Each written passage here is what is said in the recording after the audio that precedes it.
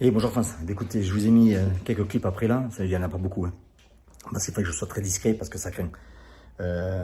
Ce matin, bon, et pourtant j'habite dans un quartier très résidentiel, c'est en fait la Côte d'Azur en fait, de la Californie, tout le monde veut venir habiter en Orange County.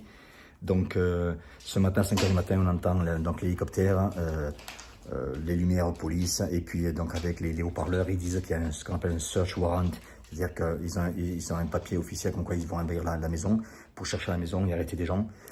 J'étais vachement surpris parce que cette maison, il n'y avait jamais eu de problème. Enfin, on se demandait ce qui se passait. Et en fait, bon, à l'extérieur, des fois, c'était un petit peu, ça craignait, quoi. Mais bon, je jamais pensé à ça, quoi. Et en fait, ils sont rentrés et ils ont arrêté personne. En fait, c'était tout simplement, c'était un laboratoire. Donc, apparemment, c'est là qu'ils vendaient de la drogue, toute la cocaïne, héroïne, fentanyl, toutes ces drogues-là, quoi. Donc, ça a été,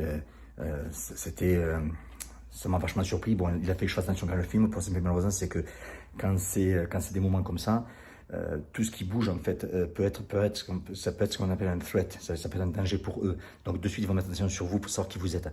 Donc j'ai essayé de filmer rapidement en fait sans pas trop montrer. Mais déjà pour vous dire que qu'ici la police elle rigole pas quoi. Quand vous faites les cons etc. Quand ils arrivent en force. Il devait y avoir je sais pas une cinquantaine de voitures, il y avait l'hélicoptère, il y avait les camions des SWAT. Et tout ça, ils ont d'arriver à 5h du matin, donc c'était impressionnant. Mais apparemment, d'après mon voisin qui est tout le temps debout, en fait, il me dit déjà depuis 3h du matin, en fait, il faisait des voitures civiles, il faisait des allers-retours un petit peu pour voir comment ça se passait. Donc voilà, c'est pour ça que je vous dis cette vidéo, c'est assez intéressant parce que j'aurais jamais pensé qu'en fait, là où j'habite dans mon quartier, il y aurait un laboratoire en fait, où des gens qui vendent de la drogue.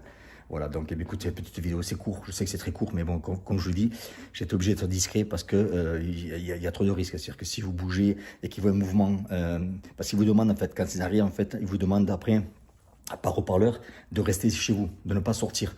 Donc s'il y a des mouvements, alors que vous avez entendu l'ordre, parce que ici quand la police vous dit vous arrêtez, c'est pas comme en France. Quand on vous dit avec un haut-parleur d'un hélicoptère, on vous dit de rester chez vous, vous restez chez vous, vous bougez pas. Donc ils annoncent danger ou escalier, etc. Donc vous devez rester chez vous.